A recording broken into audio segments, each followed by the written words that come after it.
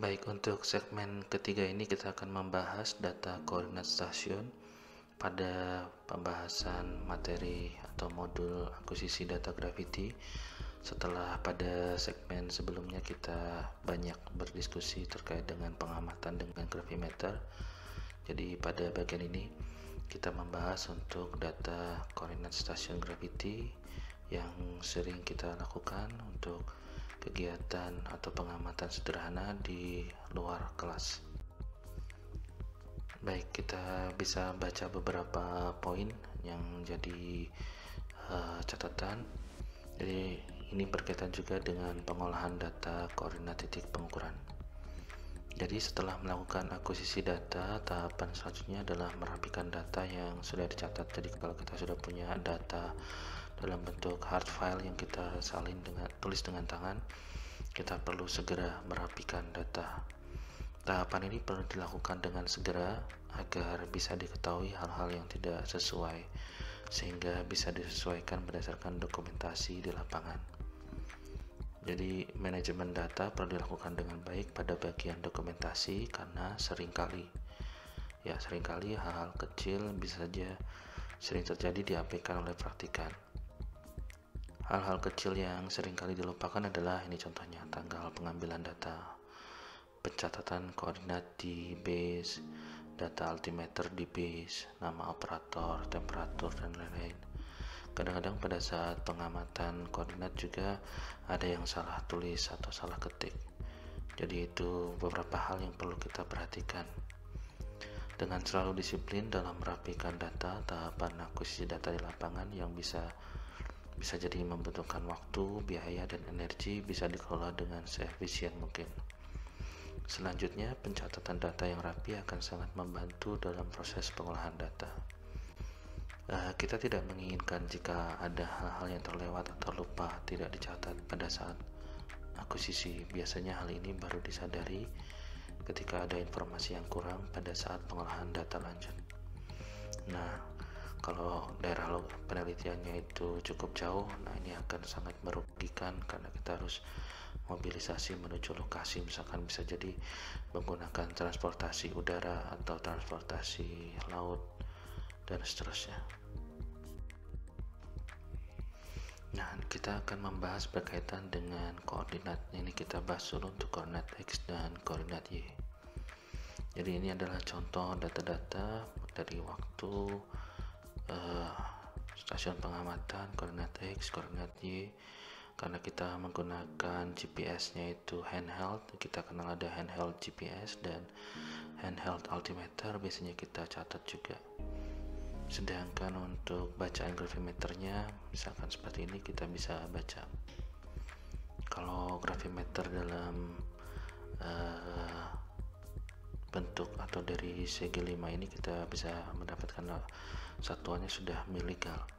Tapi kalau gravimeter dari Lacoste-Rohrbach mungkin masih memerlukan konversi dari skala bacaan alat menjadi miligal. Jadi bedanya itu, ada konversi untuk Lacoste-Rohrbach, sedangkan segi 5 ini biasanya sudah dalam order miligal. Kemudian data beda tinggi dari koreksi terrain, untuk koreksi terrain sebagian inner zone, dan juga data operator. Mungkin ini yang belum ada, mungkin data berkaitan dengan tanggal akuisisi data. Baik, idealnya kita mungkin untuk posisi titik pengamatan itu menggunakan GPS geodetik yang mungkin seperti ini, yang ada di ground sensornya, dan ini perlu pengamatan yang cukup lama, bisa jadi diperlukan waktu beberapa jam, tergantung dari cuaca, tergantung dari sinyal yang ditangkap, dan juga tergantung dari skema pengukurannya, apakah ada satu alat atau dua alat. Secara umum dengan menggunakan alat ini akan relatif lebih mahal dan lebih lama akuisisinya jika alatnya hanya ada satu, dan ini akan mungkin akan lebih cepat kalau misalkan alatnya ada banyak, misalkan ada 7, 10, nah itu juga akan mahal secara biaya produksi dibandingkan survei gravity-nya sendiri, karena gravity-nya mungkin kita bisa gunakan 1 atau 2 gravimeter. Nah, untuk itu di lapangan atau di kegiatan di luar kelas di kampus, kita gunakan data untuk pelatihan kita, yaitu dengan handheld GPS dan juga handheld altimeter. Tujuannya adalah untuk memberikan efisiensi, kecepatan dan real data untuk mahasiswa berlatih. Tapi kita perlu tahu bahwa kualitas data yang baik mungkin tidak bisa kita lakukan, tapi kita bisa mendapatkan data ini pada saat sudah bekerja atau ada project yang lebih serius begitu. Namun ini hanya memberikan gambaran pada saat kita berlatih, pada saat akuisisi data di kampus, dan juga pada saat pengolahan kita bisa melakukan latihan pengolahan data dengan data yang kita ambil sendiri. Baik, jika kita cermati pada koordinat titik pengukuran yang diperoleh dari handheld GPS dan altimeter, terdapat perbedaan pembacaan. Misalkan di sini kita punya stasiun TG pada saat jam 7.45 dan 8.32, ini juga TG, tapi handheld GPS-nya memberikan nilai yang berbeda, altimeternya juga berbeda, demikian juga koordinatnya ini berbeda. Jadi setiap alat kita perlu pahami memiliki tingkat ketelitian tertentu, sehingga untuk GPS handheld dan altimeter tidak selalu menghasilkan posisi yang sama persis dengan tingkat ketelitian alat handheld kita. Sehingga dengan memahami tingkat ketelitian alat, kita bisa menentukan prosedur pengambilan data dan toleransi dari pembacaan alat yang kita peroleh. Ini adalah salah satu contoh alat handheld GPS dari Garmin 60 CSX dengan beberapa tampilannya. Jadi alat ini bekerja minimal harus mendapatkan sinyal dari 4 satelit. Kemudian kita bisa lihat kekuatan sinyalnya dari sini. Ini sudah lebih dari 4 satelit, sehingga kurang lebih akan memberikan koordinat bisa dalam bentuk latitude longitude atau bisa dalam koordinat proyeksi UTM-X, UTM-Y. Beberapa tampilan layarnya bisa dirubah-rubah ke beberapa bagian, dan kita bisa melakukan penyesuaian untuk pengukuran grid atau pengukuran yang direncanakan atau pengukuran pada saat kita survei dengan langsung berjalan go show begitu. Tentu saja ada navigasi petanya juga. Ini tinggal kita coba-coba saja. Ini mungkin butuh waktu beberapa saat, mungkin 5 menit sampai setengah jam atau 1 jam juga sudah cukup bisa menguasai dengan baik. Ya, semakin berlatih, semakin sering berinteraksi dengan alat ini, mungkin akan semakin paham dan lebih baik pada saat di lapangan. Jadi troubleshoot mungkin beberapa hal bisa diselesaikan dengan baik.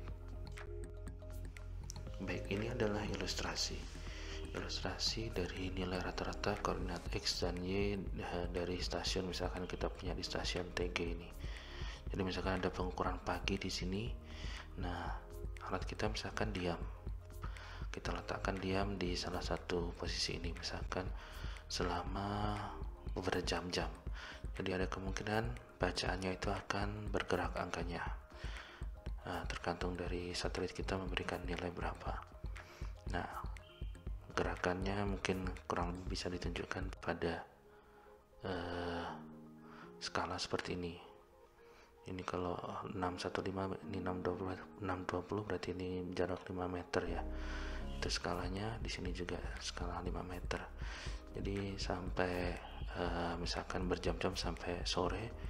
Nah, pengukuran pada saat atau sampai siang ini posisinya ada di sini. Jadi secara umum kita bisa melihat titik yang pagi kita mark, kita tandai di dalam GPS ada di sini, sedangkan pada saat siang di sini. Tapi secara umum posisi GPS-nya adalah diam di sini ya. Secara umum kita perlu mengetahui bacaannya ini, kita bisa gunakan salah satu kalau deviasinya cukup dekat, atau kita bisa gunakan nilai rata-rata yang relatif lebih dekat. Nah, tentu saja untuk lebih presisinya bisa kita bandingkan dengan pengamatan yang lebih teliti dengan GPS geodetik. Nah, beberapa hal yang perlu kita pahami juga ini berkaitan dengan proyeksi koordinat UTM dan koordinat geografik. Itu contohnya misalkan latitude atau longitude. Jadi kalau misalkan kita perhatikan untuk proyeksi UTM itu kita bagi beberapa zona. Di sini ada zona 45N, di sini ada 45S, 46N, 46S, 47N, 47S. Ini garis khatulistiwa. 48N ya Northern Hemisphere, dan ini 48S. Nah, kota Bandung ada di sekitar sini. Ada kemungkinan ini adalah lokasi yang kita gunakan untuk datum untuk UTM, koordinat proyeksi UTM dari GPS kita. Jadi kita perlu konversikan karena latitude longitude nanti dibutuhkan untuk pengolahan data lanjut, terutama latitude, sedangkan koordinat UTM akan bantu proyeksi peta kita secara spasial. Nah, kalau misalkan di daerah Jawa Tengah, misalkan di Karangsambung, ini berkaitan dengan zona 49S. Kalau misalkan lebih ke timur lagi, ini berarti ada zona 50S. Dan ini kotak yang lain juga memiliki kode datum atau daerah zona datum yang berbeda juga. Ya, intinya ini ada bagian Northern Hemisphere dan Southern Hemisphere. Ya, itu nanti bisa kita gunakan kalau kita melakukan konversi dengan menggunakan software untuk proyeksi latitude, longitude, dan koordinat UTM dan koordinat geografik. Baik, selanjutnya adalah data elevasi atau ketinggian. Ini untuk koordinat Z. Jadi pembacaan altimeter dipengaruhi faktor tekanan dan temperatur. Nilainya akan bervariasi terhadap waktu untuk pengukuran pada posisi yang tetap, sehingga diperlukan koreksi untuk mendapatkan nilai topografi yang sesuai. Penentuan nilai koreksi altimeter di stasiun pengamatan bisa dilakukan dengan mengamati pembacaan pada waktu yang bersesuaian antara pengukuran di base dan di lapangan di titik stasiun, sehingga pengukuran nilai ketinggian memerlukan setidaknya 2 altimeter, 1 altimeter di base dan 1 altimeter yang ada di lapangan di titik-titik stasiun. 1 altimeter digunakan untuk mengukur di base dan yang lainnya untuk mengukur di stasiun gaya berat yang ada di lapangan. Ini adalah contoh tampilannya.